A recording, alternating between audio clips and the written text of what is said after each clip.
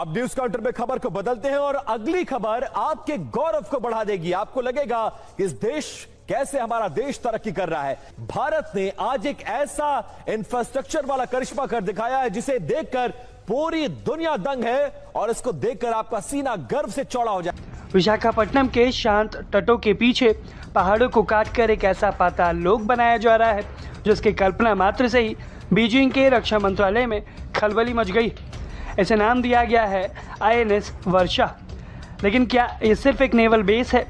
नहीं, ये भारत की वो अदृश्य तलवार है जो समुद्र की गहराई से सीधे दुश्मनों की गर्दन पर वार करेगी। हम उसी सीक्रेट को डिकोड करेंगे जिसे दुनिया से छिपा कर रखा गया। कल साहब नरेंद्र मोदी अगले इलेक्शन जंग पे लड़ना चाहते हैं?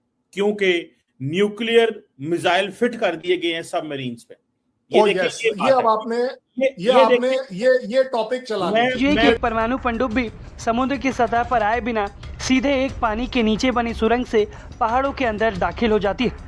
ऊपर से देखने वाले किसी भी जासूसी सैटेलाइट को सिर्फ एक पहाड़ दिखेगा, लेकिन उसके अंदर भारत के समुद्री शिकारी यानी कि न्यूक्लियर सबमरीन युद्ध के लिए तैयार हो रहे होंगे। परमाणु सुरक्षा का किला बनना, यहाँ सिर्फ पनडुब्बियाँ नहीं रहेंगी बल्कि परमाणु हथियारों का रख रखाव और स्टोरेज भी अत्यंत सुरक्षित कंक्रीट के चेम्बर्स में होगा।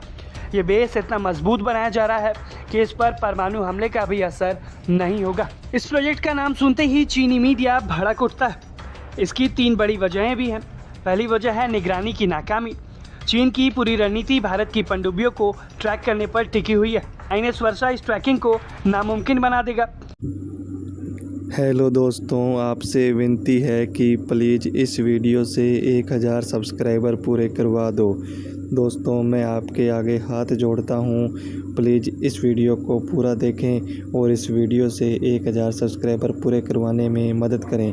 आपके एक सब्सक्राइब करने से हमारी ज़िंदगी बन जाएगी। को इतना बढ़ा लिया है कि बंगाल की खाड़ी अब चीन के लिए नो गो जोन बनने जा रही है। चीन के अंदर बैठे एक्सपर्ट्स का कहना है कि इस बेस से सबसे ज़्यादा खतरा उन मिसाइलों से है जो यहाँ से निकलेंगी।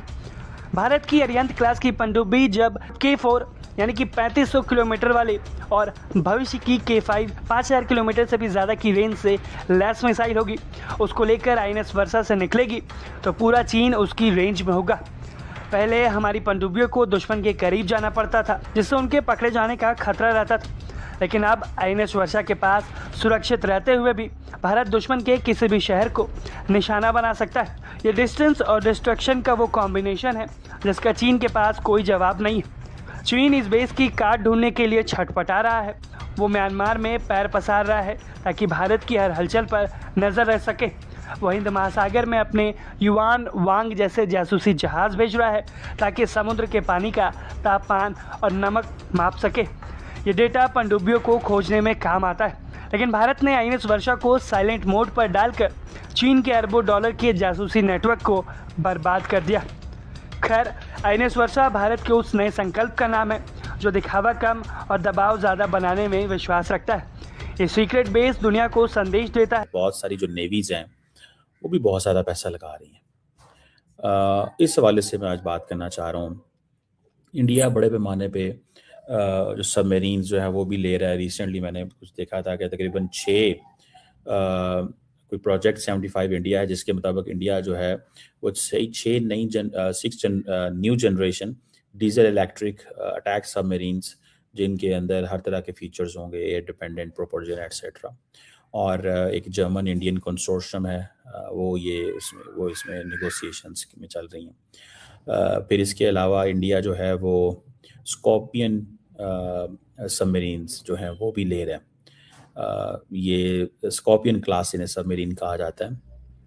वो जो एक प्रोजेक्ट 75 के अलावा ये 3 हैं, ये भी अंडर डिस्कशन है। न्यूक्लियर पावर्ड सबमरीन्स जो हैं दे आर देयर। इंडिया जो है वो 2 न्यूक्लियर पावर्ड अटैक सबमरीन जो है वो डोमेस्टिकली एक लॉन्ग टर्म इनका प्रोग्राम है। इंडिया का डोमेस्टिकली मसला ये रहता है कि ये इतनी जल्दी चीज़ें नहीं कर पाते। लेकिन जो चीज़ मैं आपको बताना चाहता हूँ आज, दैट इज़ वेयर के इंडो पैसिफिक के अंदर, इन दी इंडो पैसिफिक, जहाँ पे इस वक्त बड़ी गेम हो रही है लॉन्ग टर्म। अगर आप देखें इसको तो वो अगर आप देखें तो आपको पता चलेगा कि Indians are preparing a lot. ये तो खैर मैंने गवादर की पिक्चर लगाई है, हमारे पाकिस्तान गवादर की। लेकिन अगर मैं बताऊं कि जो इंडो पैसिफिक रीजन है वो एक नया थिएटर है जहाँ पे नेवल एम्बिशंस बढ़ रहे हैं। अब जो बैलेंस ऑफ पावर है that is shifting beneath the waves, ये भी एक टर्म है। So balance of power is going on beneath the wave. जो एक चीज़ इमर्ज कर रही है वो एक मिलिट्री एक स्ट्रक्चरल ट्रांसफॉर्मेशन आ रही है, डिटेरेंस में, इंडस्ट्रियल कैपेसिटी में, अलायंस क्रेडिबिलिटी में। साउथ कोरिया जो है वो न्यूक्लियर पावर सबमरीन ले रहा है, जो यूएस जो है वो उन्होंने दी है 2025 के लेट उन्होंने अप्रूवल की है। और ऑस्ट्रेलिया जो है उसने ऑलरेडी एज एन ऑकस जो पार्टनरशिप है यूएस और यूके की, और जापान के अंदर भी डिबेट बहुत तेज़ी से बढ़ रही है। इंडिया ऑलरेडी इसके ऊपर काम कर रहा है। ये सारे मुल्क जितने भी हैं ये they are all dependent on America for their advance conventional submarines because. Hello दोस्तों, आपसे मैं निवेदन करता हूं कि आप मेरी इस वीडियो को देखकर प्लीज़ 1000 सब्सक्राइबर पूरे करवाने में मदद कर दो। दोस्तों, अगर आप 1 सब्सक्राइबर कर देते हो तो मेरा चैनल 1000 सब्सक्राइबर पूरे होने की तरफ जा रहा है। दोस्तों, अगर आपको पाकिस्तान से रिलेटेड रिएक्शन, वर्ल्ड न्यूज़ या किसी भी प्रकार की न्यूज़ देखनी है तो आप कमेंट कर मुझे बता दीजिए, हम उसी टॉपिक पर वीडियो ले आएंगे। दोस्तों, आपने वीडियो को यहाँ तक देखा है इसलिए आपका बहुत बहुत शुक्रिया। अगर आपको हमारे चैनल की वीडियोज़ अच्छी लगती है और आपको कुछ एजुकेशन मिलता है तो आप हमारे चैनल की इस वीडियो को देखकर एक प्यारा सा कमेंट कर दीजिए और 1000 सब्सक्राइबर पूरे करवाने में हमारी मदद कीजिए। दोस्तों, आपके 1 सब्सक्राइबर से किसी गरीब इंसान की आपको दुआ लगेगी। दोस्तों, पाकिस्तान और चाइना, अमेरिका जैसे बड़े बड़े देश भारत से जलते हैं कि भारत इतना आगे कैसे निकल चुका है, क्योंकि भारत दुनिया में नंबर 1 पर ट्रेंड कर रहा है जो कोई भी देश करना नहीं चाहता है। और भारत की रिलेटेड वीडियो देखने के लिए वीडियो को सब्सक्राइब करें।